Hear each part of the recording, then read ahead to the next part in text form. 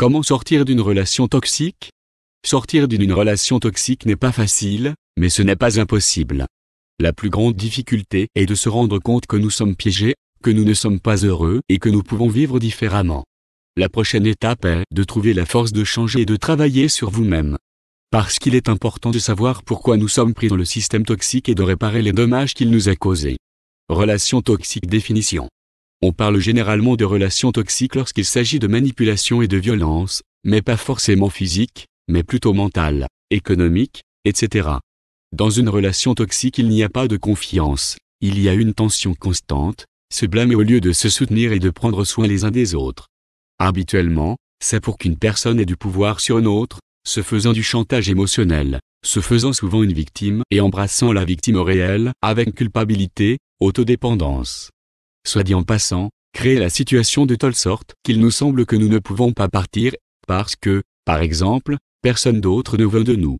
Et nous vivons dans une culture qui glorifie le fait d'être ensemble.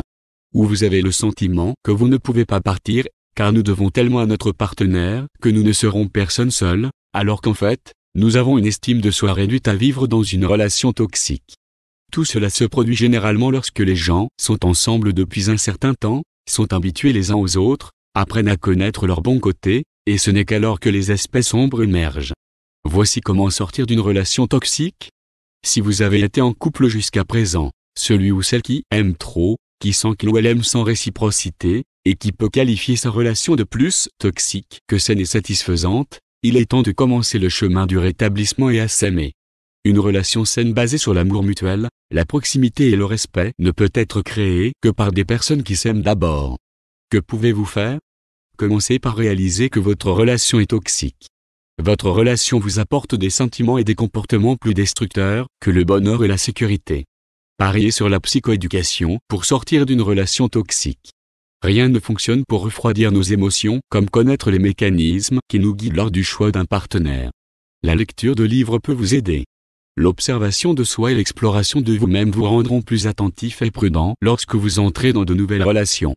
Et d'ailleurs, le temps vous comblera, qui jusqu'à présent n'était rempli que par lui ou elle. Trouvez un groupe de soutien et commencez à aller aux réunions. Il y a beaucoup de femmes qui vivent dans des relations violentes. Parfois, cela vaut la peine d'écouter comment elles ont géré la rupture, la douleur, le désir, la souffrance avant de partir. Vous devrez peut-être créer vous-même un tel groupe si vous ne trouvez pas d'offre dans votre région. Pensez à ce que vous aimez faire, quelle était votre passion pour sortir d'une relation toxique. Cela ne doit pas être un passe-temps ou un grand talent tout de suite. Peut-être y a-t-il quelque chose que vous aimiez faire? Peut-être cuisiner, lire, peindre, écouter de la musique, faire de l'exercice, marcher. Regardez dans de vieux journaux ou des photos. Revenez sur ces petits plaisirs et consacrez-y au moins une dizaine de minutes par semaine. Jetez un œil à vous-même. Demandez-vous, qu'est-ce que j'aime vraiment? Qu'est-ce que j'aime faire, manger, quoi porter? Ce que je porte est-il vraiment mon style? Ou est-ce que j'aime voyager? Est-ce que j'aime mon appartement et comment est-il aménagé? Ou peut-être avez-vous toujours voulu un chien ou un chat? S'intéresser à vous-même est la prochaine étape vers la guérison. Il peut y avoir des moments de tristesse, de regret et de nostalgie. Prenez soin d'un réseau d'amis pour ne pas être seul dans de tels moments. Le développement spirituel sera également important. Pour chacun d'entre nous, ce sera une manière différente. Cherchez la vôtre. Qu'est-ce qui vous rend calme? Vous vous sentez équilibré? Vous avez du soutien en vous-même, de l'amour et de la confiance en vous-même et dans le monde? C'est un voyage fascinant que de chercher ces réponses. Prenez soin de votre corps. Comme le dit le proverbe grec, un esprit sain se trouve dans un corps sain. Il n'est pas nécessaire que ce soit un cours d'aérobic et de gym 3 fois par semaine. Tout ce dont vous avez besoin est une promenade tranquille, une danse spontanée, de la natation ou un tour de vélo. Rien n'influence notre humeur aussi bien que les endorphines naturelles. Peut-être que sous l'influence de vous concentrer sur vous-même et sur vos besoins et uniquement sur les vôtres, en vous plongeant dans vos pensées et vos sentiments, vous déciderez de suivre une psychothérapie.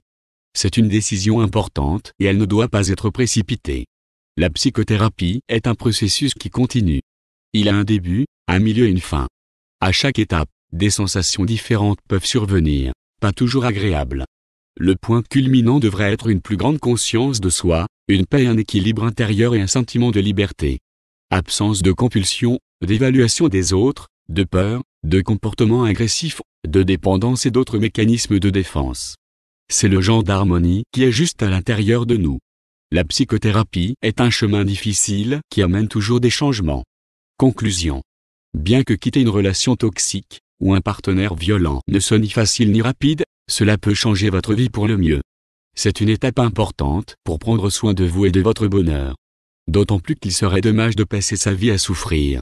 Alors peu importe à quel point nous sommes dans un système toxique, il n'est jamais trop tard pour changer quelque chose, retrouver la joie de vivre, apprécier qu'il vaut mieux être seul que sous un stress constant ou avec une énergie renouvelée pour entrer en relation avec quelqu'un qui va vous traiter avec amour, attention et respect.